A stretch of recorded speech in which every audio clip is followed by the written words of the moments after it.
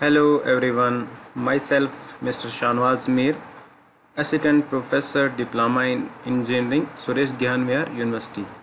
So today we will discuss our new topic, that name is construction management.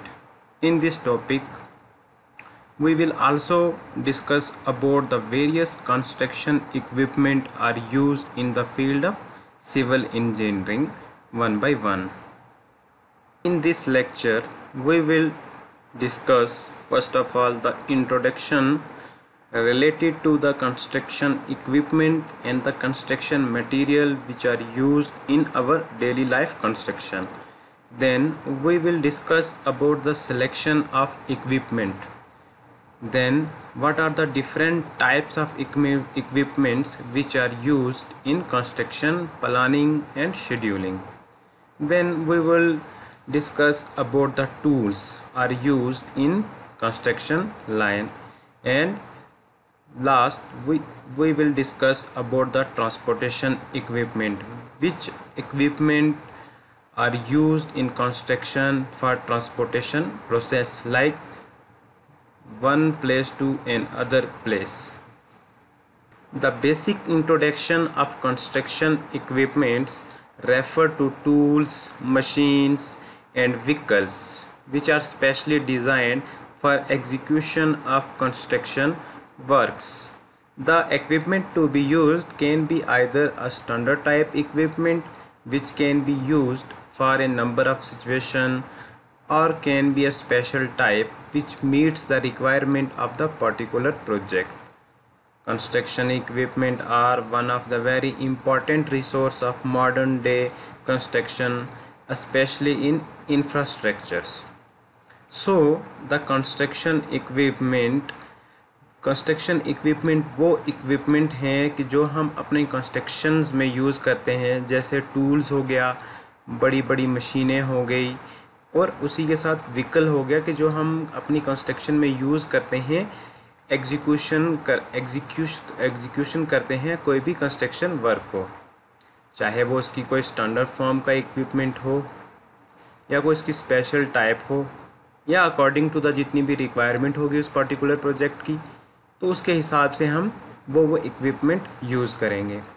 जैसे कि आपको पता है कि कंस्ट्रक्शन इक्विपमेंट जो है वो एक मेन रोल प्ले करते हैं आज के मॉडर्न कंस्ट्रक्शन और इंफ्रास्ट्रक्चर को बिल्ड करने में. देन सिलेक्शन ऑफ इक्विपमेंट्स, कि हम इक्विपमेंट की सिलेक्शन कैसे करते हैं. For a building project the selection of equipment depend upon the type, size and other particular of equipment, whether the equipment is to be purchased, rented or to be procured under hire cum purchase arrangement. अब selection of equipment मतलब कि हम अपने equipment की selection कैसे करते हैं, वो डिपेंड करता है किस टाइप का है, वो उसका साइज़ क्या है उस पर्टिकुलर का, और चाहे उसकी अगर हमें ज़रूरत पड़ रही है तो या तो हम उसको ख़रीद लें या फिर हम उसको किसी से रेंट पे हायर कर लें. The different types of equipments are electric hand tools, vibrators, pumps, compactor, ruler, concrete mixer, hand pump for ready mix concrete, and then transportation equipment. These are the equipments which are used in construction or selection of equipment in our daily life construction. Now we will discuss about one by one the equipment which are used in constructions. First one is electric hand tool. What is electric hand tool? A power tool is a tool that is actuated by an additional power source and mechanism other than solely manual labor used with hand tool. The different types of power tools are saw, drills, polisher, plate compactor, concrete vibrators, electric drivers and jackhammer. These are the electric hand tools which are used in construction line. There is an other electric tool that name is saw. A saw is a tool consists of a tough blade, wire or chain with a hard tooth edge. It is used to cut through material, most often wood. सा एक ऐसा tool है जिसको हम अपने use करते हैं किसी भी वुड को कट करने में, किसी भी मटेरियल को उसको कट करने में यूज़ करते हैं। बट जो मोस्ट ऑफनली जो यूज़ होता है वो वुड को कट करने में इसका यूज़ होता है। द डिफरेंट टाइप्स ऑफ सा आर मीटर सा। A meter saw let you make cut at a variety of angle. The saw has a blade mounted on a swing arm that pivots left or right to produce angle cut. For example, crown molding, picture frames, door frame, window castings, etc. ये जो metre सा है ये सा की type है जो कि हम इसको यूज़ करते हैं अपने पिक्चर फ्रेम में, डोर्स के फ्रेम में या फिर विंडो के फ्रेम में इसका यूज़ करा जाता है। Then chain saw. A chain saw is a portable mechanical saw which cut with a set of teeth attach to a rotating chain that can runs along a guide bar. It uses a small engine to pull blade chain along a slotted guide bar. Now they are powered by an internal combustion engine by an electric motor. For example, cutting of ice. जो chain सा है इसको हम use करते हैं अपने कुछ भी जो हार्ड चीज़ें हैं उनको कट करने में, आइदर वो वुड हो या फिर कटिंग ऑफ आइस हो, उसमें हम इसका यूज़ करते हैं।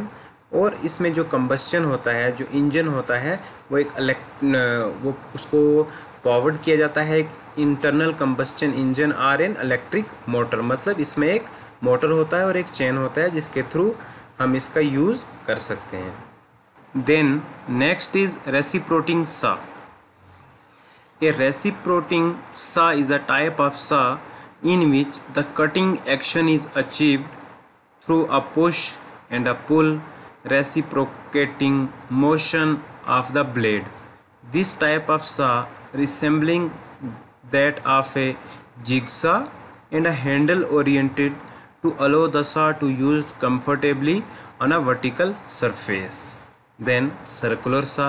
A circular saw is a power saw using a tooth or abrasive dies on blade to cut different material using a rotary motion spinning around an arbor. A circular saw is tool for cutting many materials such as wood, masonry, plastic, metal and may be handheld or mounted to a machine. Then concrete saw. Concrete saw consists of rod is a power tool used for cutting concrete, masonry, brick, asphalt, tiles and other solid material. It can be small hand held cut-off saw, big walk behind saw or other style, and it may be powered by gasoline, hydraulic or pneumatic pressure or electric. The saw blade used on concrete saw are often diamond saw blade to cut concrete, asphalt, stone, etc. So basically concrete saw is used for cutting of concrete cutting, masonry cutting, brick cutting and other tile and asphalt cutting. It is used for to cut the concrete, stone, etc. Next is power wrench.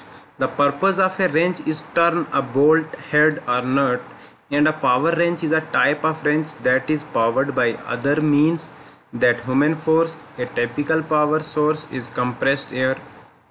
There are two main types of power wrench: impact wrenches and air wrench or pneumatic wrench. So जो power wrench होता है basically वो कोई किसी भी नट या bolt को tight करने के काम आता है। आपने अपनी डेली लाइफ में देखा होगा, जो कि जिसकी फ़ोटो सामने है, इसको हम अपने घरों में भी यूज़ करते हैं। और इसकी दो टाइप्स होती हैं, इम्पैक्ट और एयर वॉचर, जो कि आपके स्क्रीन पे शो हो रही है। Then drills is used for boring hole. Basically जो हम ड्रिल को यूज़ करते हैं वो होल्स बनाने में यूज़ करते हैं बहुत सारे मटेरियल में। The attachment is gripped by a chuck at one end of the drill and rotate while pressed against the target material. Drill are commonly used in woodworking. So basically जो drills होती हैं इनका जो use होता है, commonly use किया जाता है वो वुड वर्किंग में होता है, मेटल वर्किंग में होता है एंड कंस्ट्रक्शंस में होता है। तो इनका काम क्या होता है? For boring hole in various materials. So the types of drill are pistol grip, hammer drill and the last is cordless drill.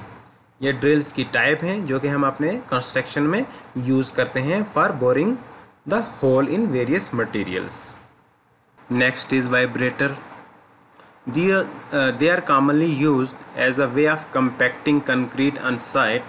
In case of vibration, compacting gets affected by reduction in internal friction between various particles of concrete due to oscillation of particles which result in a dense and compact mass of concrete. The frequencies of vibration used from between 2800 to 15,000. The different types of vibrator are needle vibrator, shutter vibrator and surface vibrator. तो basically जो vibrators होते हैं इनको हम use करते हैं concrete को जब हम प्लेस करते हैं उस टाइम कंपैक्टिंग के टाइम हम इनको यूज़ करते हैं ताकि एयर का रिडक्शन इसमें हट जाए और अच्छे से कंक्रीट की प्लेसिंग हो जाए। और प्लेसिंग होने के बाद उसमें जो एयर वॉइड्स हैं वो एकदम खाली हो जाएं, जिससे हमें क्या होगा कि कंक्रीट एक हमें प्रॉपर स्ट्रेंथ देगा। दैट जैसे कि आपकी फिगर में शो किया गया है, ये एक नीडल वाइब्रेटर का यूज़ किया गया है during the placing of concrete. The needle vibrator come in a variety of size from 40 to 100 mm in diameter. इनका जो साइज़ होता है वो 40 से 100 mm के बीच में होता है। The period of vibration necessary can be from 30 seconds to 2 minutes। कम से कम 30 सेकंड से लेकर 2 मिनट तक इसको बराबर हमें वाइब्रेटिंग करनी पड़ती है। And the concrete should be placed in layer no more 600 mm high. Next, shutter vibrator और external vibrator. The external vibrator are more often used for pre casting of thin in situ section of soft shape and thickness as cannot be compacted by internal vibrator. And the surface vibrator are placed on concrete mass and are the best used for compaction of shallow elements. These should not be used when the depth of concrete is more than 250 mm.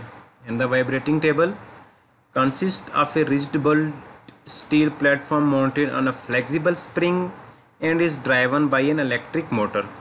The vibrating table are very efficient in compacting stiff and harsh concrete mix required for manufacture of precast element in the factories and test specimen in the laboratories. Next one is pump. A pump is a device that moves fluid, liquid or gases or sometimes slurries by mechanical action. The first one is concrete pump, then water pump. A concrete pump is a machine used for transferring liquid concrete by pumping. There are two types of concrete pump. The first type of concrete pump is attached to a truck.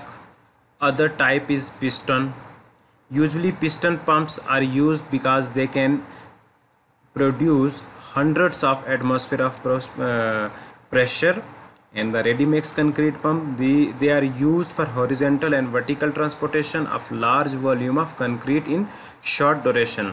तो pump का जो basically use होता है वो क्या होता है कि हम कंक्रीट को एक जगह से दूसरी जगह हम ट्रांसफ़र करते हैं, ट्रांसपोर्ट करते हैं।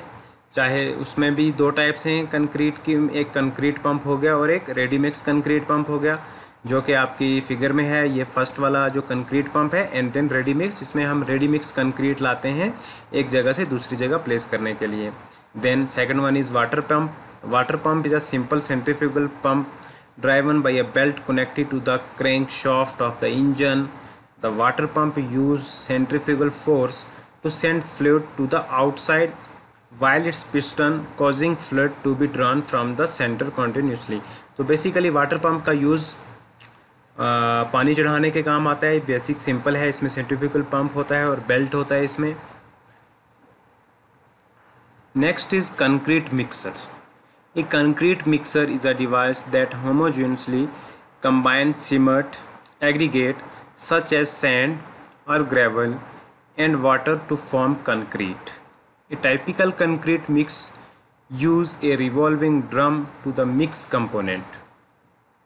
Moreover, the rotating speed of this mixture is 19 rpm in 180 seconds exactly. RPM is equal to round per minute. There are two types of concrete mix, portable and stationary. Concrete transit mixer, they are mainly used for transporting concrete from batching point. Capacity 3 come to cubic meter to 9 cubic meter. So basically जो concrete mixture होते हैं वो concrete को mix करने में काम आते हैं, जैसे कि सीमेंट हो गया, एग्रीगेट हो गया, सैंड ग्रेवल जो भी हो गया, वो कंक्रीट बनाने के काम आते हैं. जो इनका रोटेटिंग स्पीड है वो 19 rpm, मतलब 1 मिनट में 19 ये राउंड लेते हैं. और ये दो टाइप्स के होते हैं, एक पोर्टेबल और एक स्टेशनरी. स्टेशनरी जो आपके फर्स्ट फिगर में है, एंड पोर्टेबल जो कि एक बैचिंग पॉइंट जहाँ पे कंक्रीट तैयार होता है वहाँ से लेके जहाँ पे हमें कंक्रीट को प्लेस करना है, ये उसका काम करता है. From one place to another for transportation, that is portable concrete mixture. Then transportation equipment. Transportation equipment, the first point is backhoe, that is shown in the figure.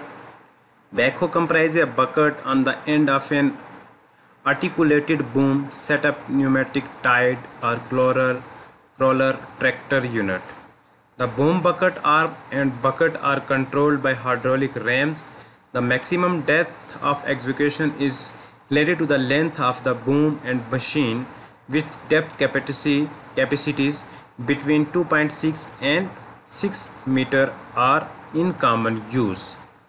Long reach machine up to 18 and 14 meter respectively. So backhoe एक ऐसी equipment है जो कि execution के काम आती है. जब भी हम रोड बनाते हैं तो उसको जो हम उसकी खुदाई करते हैं या उसको कटिंग वगैरह करते हैं तो उसके काम आता है बैकहो, जैसे कि आपकी फिगर में दिखाई दे रहा है. हम इसको जेसीबी भी बोलते हैं. Second one is forward loader. Forward loader consist of pneumatic tyre crawler tractor at the front of which is mounted a wide bucket that can be moved in a vertical plane. Execution is carried out by driving the machine toward and the bucket into material. The bucket is then turned and lift upward, thus catching and executing the material. So forward loader एक ऐसा instrument है, एक ऐसा equipment है कि जो कि अपना काम करता है. लाइक कोई भी कटिंग वगैरह हुई होती है तो उसको साफ़ करने के काम होता है, उसको एक प्रॉपर बैलेंस देता है, एक प्रॉपर शेप देता है, उसके काम फॉरवर्ड लोडर आता है. Then drag line. Drag line equipment is operated from cranes or similar plant with a long boom. Execution is done by pulling a bucket suspended on a cable toward the machine by a second cable. They are especially suited for execution of soft and loose material from a distance at a level beneath or slightly above their trucks and may be used to execute under water. तो drag line एक crane है जो कि material कहीं किसी भी height पे अगर हम काम करते हैं तो ये नीचे से जो है कोई भी हम मटेरियल यूज़ हो रहा है, जैसे स्टील हो गया या कोई और मटेरियल हो गया, मेटल वगैरह हो गया, तो उसको ये नीचे से ऊपर हाइट पे पहुंचा के अपना काम पूरा करती है, जो कि इसकी फिगर आपको आपकी स्क्रीन पे विजिबल हो रही है. तो इस जो इक्विपमेंट है इसको हम ड्रैग लाइन बोलते हैं. Then next is dumper. Dumper truck are generally vary in the size from 1 to 80 ton capacity. They are generally used in mines, quarries or open cast soil. They have become popular as they are versatile and are especially suitable for hauling on soft subgrade. The speed of tipping is increased over a road lorry by the absence of a tailgate. Small dumper units are available for work on small site, and mountain dump trucks are also with load capacity up to 20 tons. So basically जो dumpers है, dumper का use किया जाता है अपने construction line में, जो कि इनकी कैपेसिटी होती है वो 80 टन कैपेसिटी होती है। और ये जनरली कहाँ यूज़ किए जाते हैं, जहाँ माइनिंग हो रही हो, क्वेरीज वगैरह हो रही हो, या फिर ओपन कास्ट साइट में इनका यूज़ किया जाता है। And the last is dozer. Generally, bulldozer is a tractor equipment with a front pusher blade which can be raised and lowered by a hydraulic ram. An angle dozer has a blade that is capable for being set at angle to push material sideways which the tractor move forward. The tractor unit is usually mounted or crawler tracks, thus allowing it to travel over a push of a wide variety of ground conditions. So dozer have a wide variety of roles, including executing soil and weak rocks, ripping, moving, executing material over short distance, spreading material, trimming earthwork, and acting as a pusher to boost the effective power of a scraper and other plant. So जो bulldozer का काम होता है, जिसका main role होता है, वो क्या करता है कि ये एग्जीक्यूट करता है किसको, रॉक्स को, साइल को, रिपिंग को, और जो बेसिक काम है इसका वो मटेरियल जो स्प्रेड किए होते हैं उनको ट्रिम करता है अपनी इफेक्टिव पावर से या फिर पावर ऑफ स्क्रैपर से, जो कि इसका वाइड रेंज यूनिट अवेलेबल है वो 45 to 575 किलोवाट का होता है। If you have any query related to this topic, you should contact with me through email or my phone number. So thank you. Hello everyone. Today we will discuss our new topic, that name is PERT and CPM. What is PERT and what is CPM? We will discuss in this video related to PERT and CPM, and what is the use of PERT and what is the use of CPM in construction activities. So the basic introduction of PERT and CPM are: schedule, convert, action plan into operating timetable, basis for monitoring and controlling project, scheduling more important in project than in production because unique nature, sometime customer specified, approved, required, like JKR project, based on work breakdown structure, that is WBS. So PERT stand for Program Evaluation and Review Technique. It is developed by US Navy and Booz Hamilton Lockheed on Polaris missile submarine program 1958.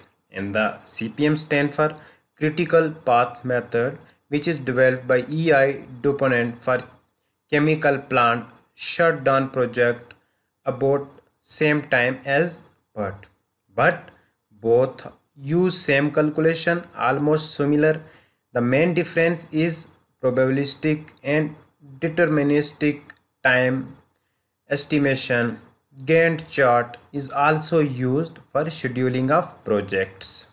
There is another term, that is network. Graphical portfolio of activities and event shows dependency relationship between task activity in a project, clearly shows tasks that must precede or follow, that is precedence or succeeding other tasks in a logical manner. Clearly is a representation of plan, a powerful tool for planning and controlling project. So the basically network is defined for showing the relationship between task and activity in project.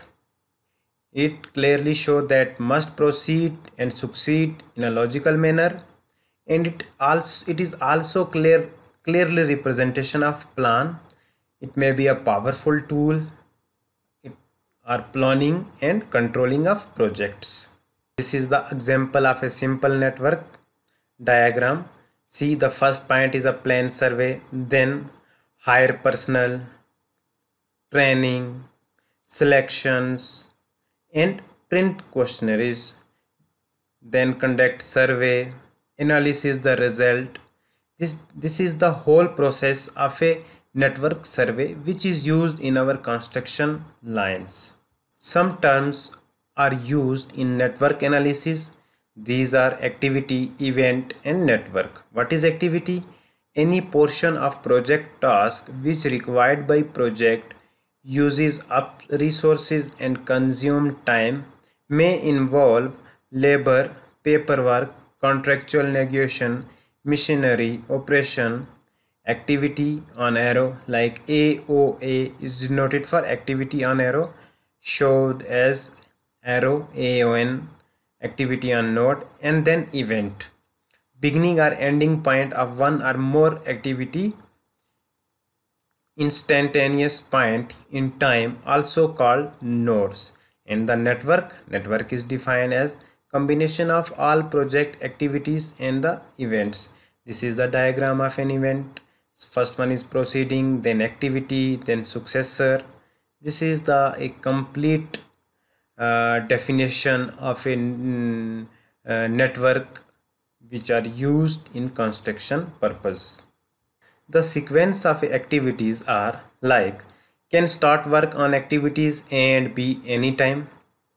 Since neither of these activities depend upon the completion of prior activities, activity C cannot be started until activity B has been completed. Then activity D can be started until both activities A and C have been completed. The graphical representation is referred as PERT CPM network, which is shown in next slide. So this is the sequence. First, the start work from A and B from any point, any time. Then activity cannot be started until activity B has been completed. Then activity D cannot be started until both activities A and C have not been completed. This is the sequences of an activities in a project. This is the diagram of a activities like network of 4 activities. First one is A, then B, C, D. As I earlier told, first A and B starting from one point, then B is complete, and then C is started, also C is completed, and then D is completed. This is the sequence of activities. Now I will tell you an example for an activity. Like this is the example: develop the network for a project with following activities and immediate predecessor. Predecessor mean पीछे वाली term and सुक्सेसर जो आगे वाली term. जैसे ए का कोई predecessor नहीं होगा और बी का अगर प्रीडिसेसर होगा तो वो ए होगा, और ए का अगर सुक्सेसर होगा तो वो बी होगा, और बी का सुक्सेसर सी होगा. Same as it is B का प्रीडिसेसर ए होगा और सी का प्रीडिसेसर बी होगा. एक्टिविटी शो की हुई है A B C D E F G H G तक, एंड देन उनका इमीडिएट प्रीडिसेसर बताया गया है. जैसे सी का प्रीडिसेसर, ए बी का कोई प्रीडिसेसर नहीं है, सी का बी है, डी का ए और सी है, ई का सी है, एफ का भी सी है, और जी का डी ई एफ है. हमें इसको एक सीक्वेंस ऑर्डर में अरेंज करना है, जो कि हम आगे नेक्स्ट स्लाइड में मैं आपको बता रहा हूँ. देखिए, नेटवर्क का फर्स्ट 5 एक्टिविटीज़ एग्जाम्पल हमारे पास थी, हमें इसको अरेंज करना था. फर्स्ट पॉइंट हमारा क्या था? ए और बी किसी भी एक पॉइंट पे शुरू हो रहे हैं. देन क्वेश्चन में ये दिया हुआ था कि सी का प्रीडिसेसर कोई नहीं है, तो उनका सुक्सेसर बताया हुआ है कि बी का सुक्सेसर सी है. फिर डी और ई एक ही पॉइंट पे शुरू हो रहे हैं, और उसने ये बताया था कि जो डी का प्रीडिसेसर है वो ए है, और ई का जो प्रीडिसेसर है वो बी और सी है. तो इस तरीके से हम किसी भी एक्टिविटी को अरेंज कर सकते हैं या ड्रा कर सकते हैं।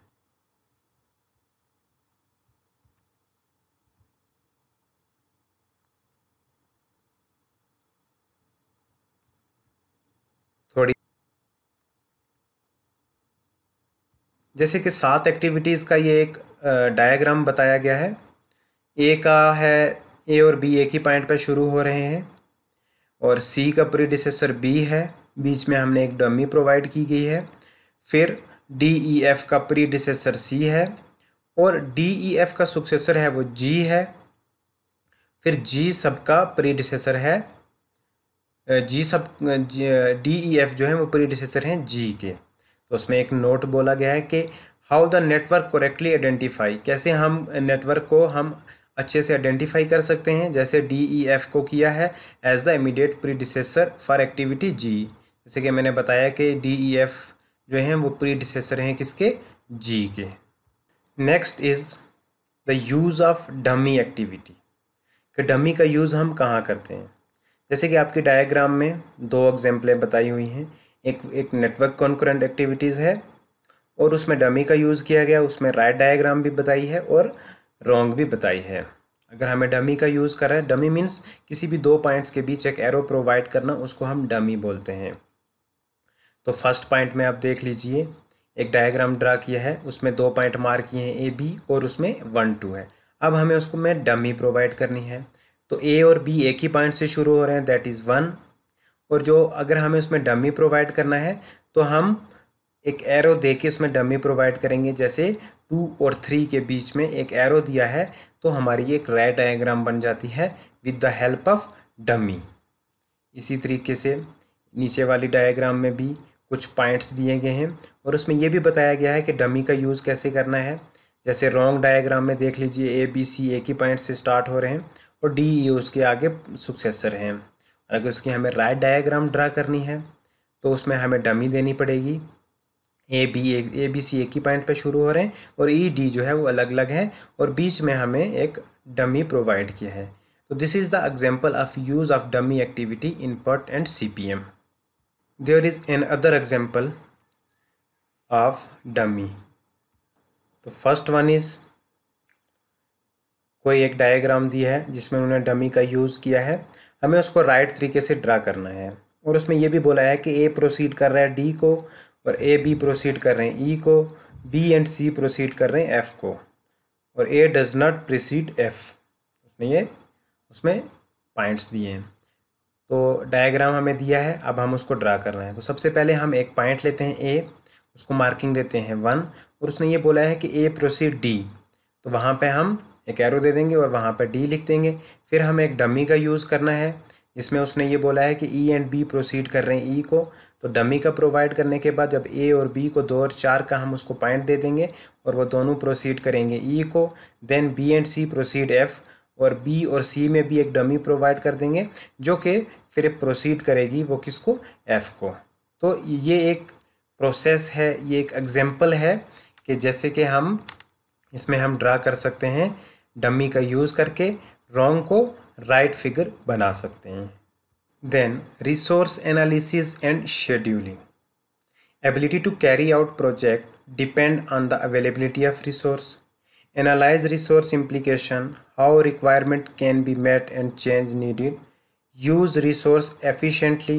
Use network to give information about time, resources and cost.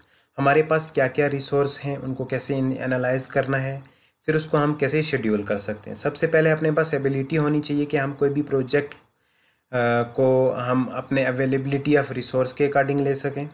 Then उस पर हम इम्प्लीकेशन कर सकें, क्या क्या हमें रिक्वायरमेंट्स हैं, क्या क्या हमें उसमें चेंज करना चाहिए, और फिर जो हमारे पास रिसोर्स हैं उनका यूज़ अच्छे तरीके से करना चाहिए और एक प्रॉपर इन्फॉर्मेशन लेके टाइम को देख के हमें फिर उस पर की जो भी कॉस्ट हैं उसके लेके रिकॉर्डिंग उसको फिर हमें फिनिश करना चाहिए, उसको हमें कंप्लीट करना चाहिए। Like reduce the water of quantity, and water is used to dissolve all the components through in which the concrete which is formed. Now we will discuss about cement. What is cement? Cement and water form the active component of concrete while the inactive group comprises the fine and coarse aggregates. The cement water form a paste that harden and bond the aggregate strength. Types of cement. There are many types of cement. There are about 18 types of cement recognized by BIS. More commonly used are ordinary Portland cement, blended cement, sulfate resisting cement, low heat Portland cement, hydrophobic Portland cement, colored cement, white cement. So in short, we can say that cement provides a bond between the materials which is used in construction.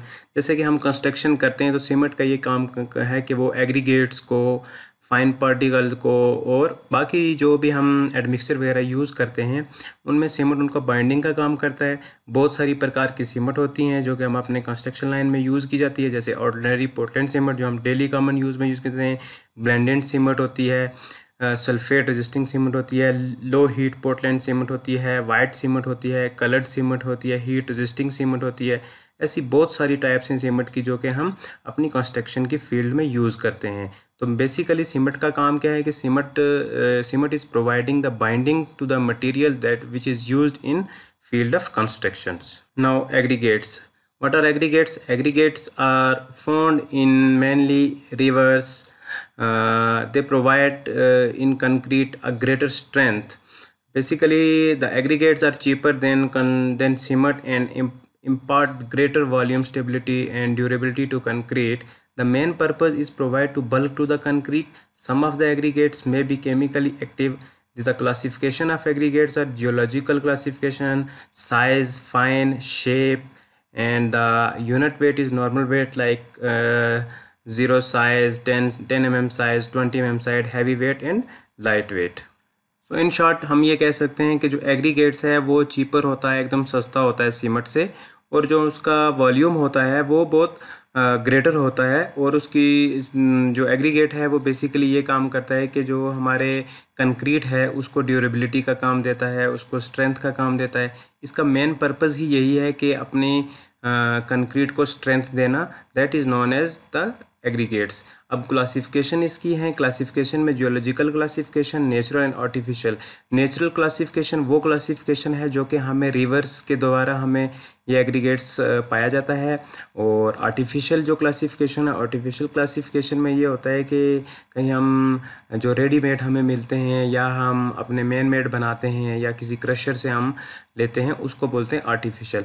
अब इसके size में 3 types के इसके size होते हैं, fine size होता है, course होता है, और दोनों में इक्वल साइज़ जो होता है मिक्स साइज़ होता है। शेप इसकी देखे जाएँ तो शेप में the shapes are available of aggregates are rounded, irregular, angular, flaky and एगुलेटेड।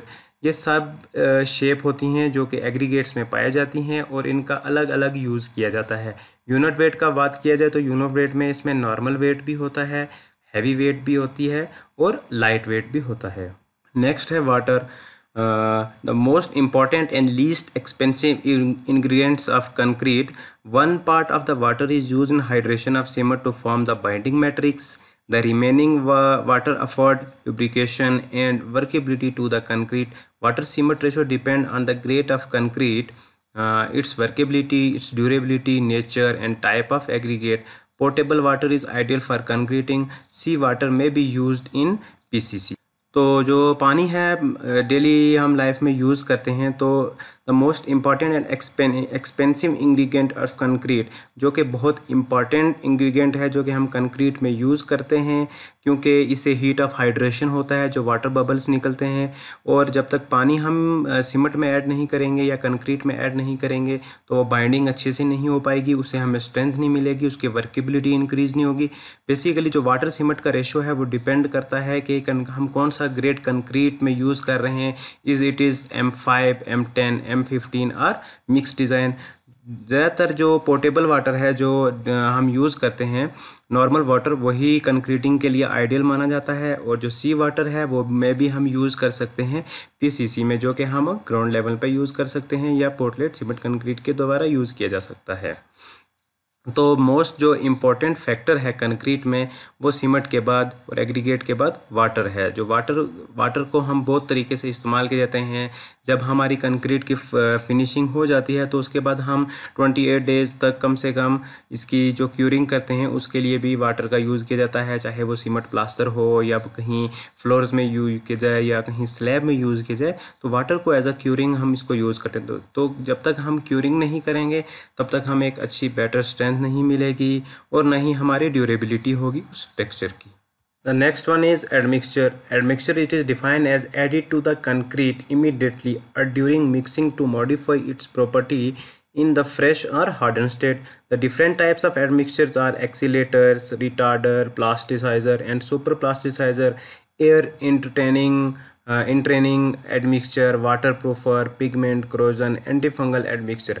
तो बेसिकली एडमिक्सचर वो एक ऐसी क्वांटिटी है या एक ऐसा मटेरियल है जो कि हम कंक्रीट में जब हम कंक्रीट को प्लेस कर रहे होते हैं उसी टाइम यूज़ करते हैं या फिर उसके कुछ देर बाद उसको हम मिक्स करके उसकी प्रॉपर्टी को मॉडिफाई करते हैं, चाहे वो कंक्रीट हमारा फ्रेश स्टेट में हो या हार्डन स्टेट में हो। तो इसकी भी बहुत सारी टाइप्स हैं।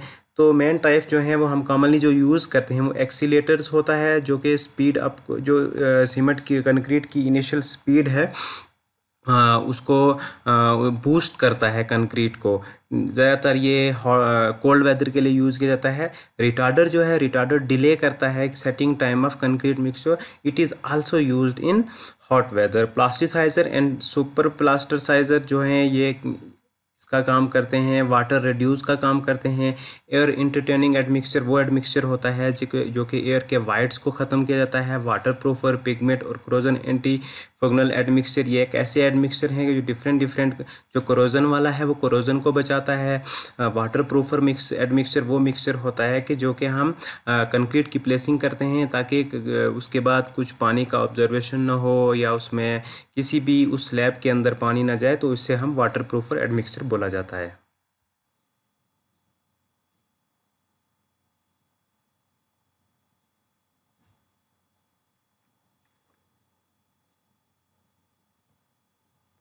So now the main part of the grade of concrete are the classification of grade of concrete are there are many types of grades of concrete like you have seen in the figure M5, M7.5, M10, M15, M20, M25, M30, 40, 50, 55, 60 and 80.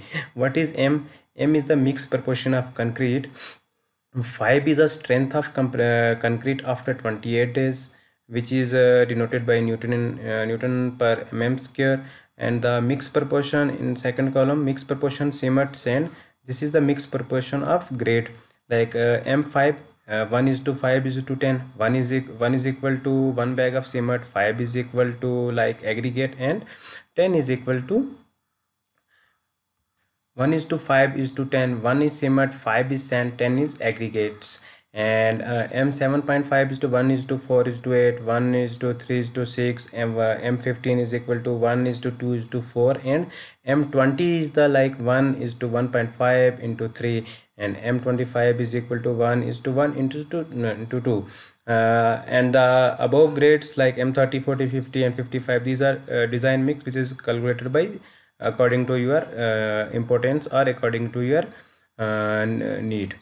And the character compressive strength in Newton per mm square is equal to the 5 जो 5 है वो 5 है compressive strength है M5 grade का, जो कि 28 days के बाद आना चाहिए। तो M7.5 है 7, उसमें M जो है वो मिक्स प्रपोर्शन है, 1 उसका सीमेंट है, 4 उसका सैंड है और 8 उसका एग्रीगेट है। और उसका जो कंप्रेसिव स्ट्रेंथ आना चाहिए वो 7.5 आना चाहिए आफ्टर 28 डेज। इसी तरह सब ग्रेड्स का अपना अपना डेजिग्नेशन है और उसके बाद उनका मिक्स प्रपोर्शन है और उसी के बाद उनका कंप्रेसिव स्ट्रेंथ है जो कि 28 डेज़ के बाद है। फिर इन सब ग्रेड्स को डिवाइड किया गया है, जो कि M5 और M7.5 है वो लीन कंक्रीट में आता है, लीन कंक्रीट में नॉर्मल कंक्रीट में आता है। M10, 15 और 20 ऑर्डनरी में आती हैं और M25, M30 ये सब स्टैंडर्ड में आते हैं। और उसके बाद M55, 60, 80 ये सब हाई स्ट्रेंथ कंक्रीट में आते हैं। जो कि हमें कहीं लाइक ब्रिज बनाना हो या बड़ा कोई अपार्टमेंट बनाना हो उसमें यूज़ होता है। स्टैंडर्ड कंक्रीट वो होता है लाइक जैसे हम डबल स्टोरी या थर्ड स्टोरी में बना रहे हैं उसमें यूज़ होता है। ऑर्डिनरी कंक्रीट जैसे फ्लोर्स वगैरह हो गए उसमें यूज़ किया जाता है। लीन कंक्रीट जो नॉर्मल कंक्रीट जो है हम सिंपल जिसमें हमें कम स्ट्रेंथ की ज़रूरत है वहाँ पे हम उसको प्रोवाइड कर देते हैं।